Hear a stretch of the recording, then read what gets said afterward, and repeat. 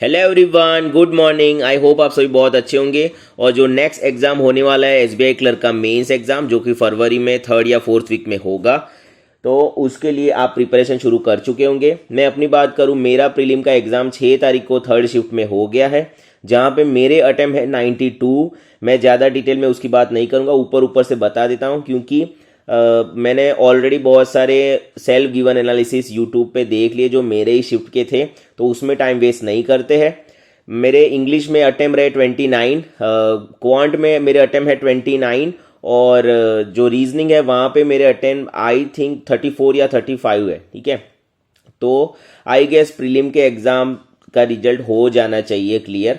और अब बात कर लेते हैं जीए की। जो जहाँ पे एसबीआई का एग्ज़ाम देने जाते हैं तो वहाँ पे सेक्शनल कट ऑफ नहीं होता है, तो आपको ओवरऑल ही जो कट ऑफ का बैरियर है वो पार करना होता है।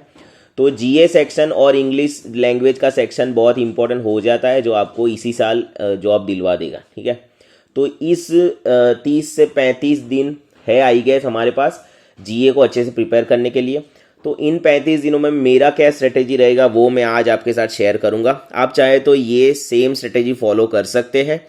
बाकी शुरू करते हैं आज का वीडियो। तो हम सबको पता है कि जीए में 3 सेक्शन आते हैं, करंट अफेयर्स, बैंकिंग अवेयरनेस, और उसको दूसरी भाषा में फाइनेंशियल अवेयरनेस भी बोलते हैं, और स्टैटिक न्यूज़।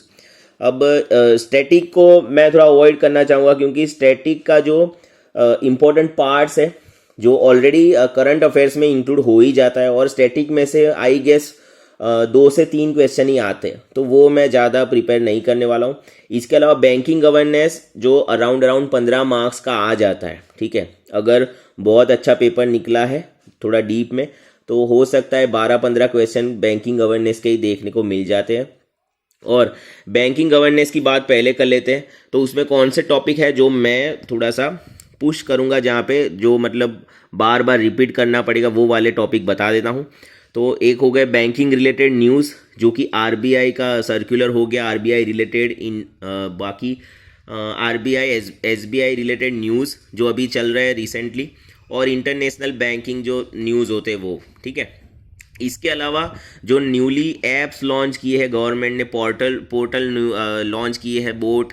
ठीक है, तो वो एक टॉपिक इम्पोर्टेंट हो जाता है। इसके अलावा करंट में जो गवर्नमेंट स्कीम वर्किंग है, तो उन पे ज़्यादा ध्यान देना पड़ेगा। अभी इस साल की बात करें तो वुमेन एम्पावरमेंट पे ज़्यादा गवर्नमेंट प्रोग्रेस के बारे में काम कर रही है, तो वो एक ज़्यादा ज़रूरी हो जाता है। प्रायोरिटी सेक्टर लैंडिंग की बात करें तो जो हमने लोन लिए हैं एडीबी, वर्ल्ड बैंक, वो काफ़ी इम्पोर्टेंट हो जाता है। इसके अलावा जीडीपी ग्रोथ रेट वो एक इम्पॉर्टेंट टॉपिक है जो बैंकिंग फाइनेंशियल अवेयरनेस के सब्जेक्ट में इंक्लूड हो जाता है। तो ये टॉपिक है जो मैं स्पेशली बैंकिंग अवेयरनेस या फिर फाइनेंशियल अवेयरनेस में से प्रिपेयर करने वाला हूँ। करंट अफेयर्स की बात करें तो अब तक हमने देखा कि एसबीआई पीओ मेंस और आईबीपीएस पीओ मेंस में लास्ट 6 मंथ का इतना डीप में नहीं आया, जो कि लास्ट 2 और 3 मंथ का बहुत सारे क्वेश्चन वहाँ पे पूछे गए थे। तो करंट अफेयर्स की बात करें तो मैं अपना स्ट्रेटेजी बताता हूँ कि मैं सबसे पहले दिसंबर और जनवरी को पूरा डेली बेसिस पे जितना भी डीप में पढ़ सके वो कंप्लीट करने वाला हूँ। इसके अलावा ये दोनों मंथ हो जाने के बाद नवंबर को हाथ में लेंगे और उसको भी कंप्लीट करेंगे। ये 3 महीने हैं, नवंबर, दिसंबर और जनवरी, उसको एटलीस्ट 3 टाइम रिवाइज करना है। वो मैंने सोच रखा है कि भाई मैं ऐसा करने वाला हूँ। इसके अलावा जो अक्टूबर मंथ है उसको मंथली जो वीडियो आता है यूट्यूब पे, बहुत सारे चैनल हैं अब तो वो मंथली भी प्रोवाइड करवा देते हैं, वीकली भी क्वेश्चन प्रोवाइड करवाई देते हैं करंट अफेयर्स के, तो वहाँ से कर लेना है। और फेब्रुआरी का 1-2 वीक का जो भी न्यूज़ होगा वो डेली बेस पे वीडियो से कंप्लीट कर लेंगे। अब बात आ जाती है कि करंट अफेयर्स में कौन से इंपॉर्टेंट टॉपिक है जो मुझे लगता है कि मैं मतलब अच्छे से प्रिपेयर कर लूँगा। तो नेशनल न्यूज़ हो गए, एक इंटरनेशनल न्यूज़ हो गए। इसके अलावा जो अभी अवार्ड्स हो गए, चाहे वो स्पोर्ट्स से रिलेटेड हो, चाहे वो नेशनल इंटरनेशनल कुछ भी हो, जितने भी अवार्ड्स है वो करने ज़रूरी है। इसके अलावा अपॉइंटमेंट्स नेशनल लेवल पे या फिर कोई बड़ा सा ऑर्गेनाइजेशन है मतलब इंटरनेशनल टाइप का, और वहाँ पे कोई इंडियन को अपॉइंट किया है, ठीक है, हायर अथॉरिटी पे, डायरेक्टर जनरल, कुछ भी, तो वो बहुत ज़रूरी हो जाता है पढ़ना। इसके अलावा बात करें तो एमओयू जो MOU अभी रिसेंटली हुए 1 साल में, तो कौन से कंट्री के साथ, कौन से ऑर्गेनाइजेशन के साथ, तो वो भी बहुत ज़रूरी हो जाता है। तो ये मेरा पूरा का पूरा स्ट्रेटेजी है जो मैंने बता दिया आपको, ठीक है। तो ये 3 महीना बहुत ज़रूरी है। 1 मिनट, ब्लर हो रहा है क्या? नहीं, सही है, सही है, सही है। तो दिसंबर, जनवरी और नवंबर ये 3 मंथ करेंगे।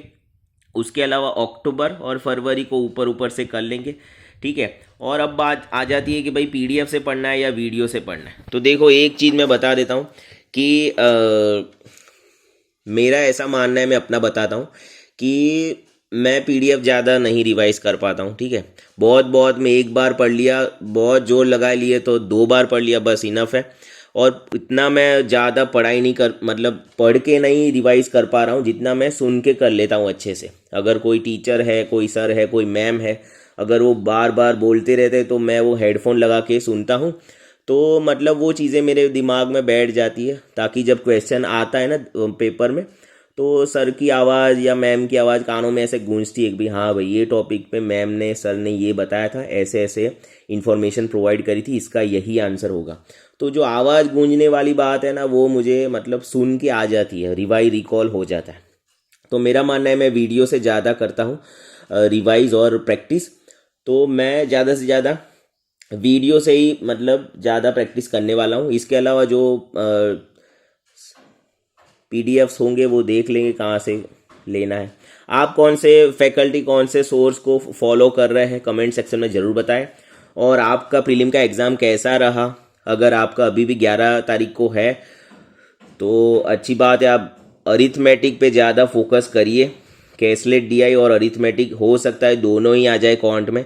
तो मैं इतना ही कहूँगा, अरिथमेटिक के 6 से 60 जो क्वेश्चन टॉपिक होते हैं वो आप अच्छे से कोई भी कर लीजिए, 6 से 60 टॉपिक, तो वो क्वेश्चन आप बना के ही आइए। क्योंकि सिंप्लीफिकेशन अगर 13 से 15 मार्क का अगर आ रहा है तो मान के चलिए कि 4 से 5 क्वेश्चन थोड़े से उठपटांग आ रहे हैं, जो कि पॉइंट में हो सकते हैं, P/Q फॉर्म में हो सकते हैं, या फिर फ्रैक्शनल वैल्यू भी आ रही है, ठीक है। तो वहाँ पे अगर आपको 1-2 क्वेश्चन छोड़ने पड़े टाइम के हिसाब से तो कोई बात नहीं, उसकी जगह पे आप 2 से 3 अरिथमेटिक बना सके, जो कि छोटे टॉपिक होते हैं, लाइक स्पीड, डिस्टेंस हो गया, time and work, pipe and system, उसके अलावा पार्टनरशिप हो गया, एवरेज हो गया, परसेंटेज हो गया, और प्रॉफिट एंड लॉस। ये सारे टॉपिक है वो अच्छे से आप कर सकते हैं विदिन 40 सेकेंड ईच क्वेश्चन। तो वो थोड़ा सा ध्यान रखिए। और DI तो नॉर्मली आ रहा है, कैसलेट DI छोड़ के पहले अरिथमेटिक को अटेम्प्ट करना, ये मेरा सजेशन है। बाकी आप बताना आपका पेपर हो गया है तो कैसा गया, कि कितना अटेम्प्ट किया है। और कट ऑफ वगैरह की तो कुछ बात नहीं करेंगे, क्योंकि वो तो एंड में आ ही जाना है, जब आएगा तब पता चल ही जाएगा, ठीक है। लेकिन जिन्होंने 70 के ऊपर जितने भी अटेम्प्ट किए, वो सारे लोग इतना समझ ले कि आप सबका चांस है मेंस में जाने का, ठीक है। तो और 70 के अराउंड मार्क्स आने की संभावना है अगर आपकी, तो डेफिनेटली आप मेंस का, जितने भी कैंडिडेट्स हैं सब मेंस का प्रिपरेशन कर लीजिए। क्योंकि 1 महीने तकरीबन 25 तारीख के अराउंड रिजल्ट आएगा SBI क्लर्क प्रीलिम का।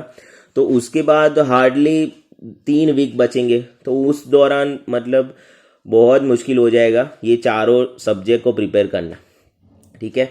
खुश रहिए, मेहनत करते रहिए, और कमेंट सेक्शन में बताना ना भूले आपके क्या अटेम्प्ट रहे, कौन सी शिफ्ट में एग्ज़ाम था, और आपके हिसाब से आपका शिफ्ट में पेपर का लेवल क्या रहा, वो भी ज़रूर शेयर करिए। थैंक यू, जल्दी मिलते हैं, बाय।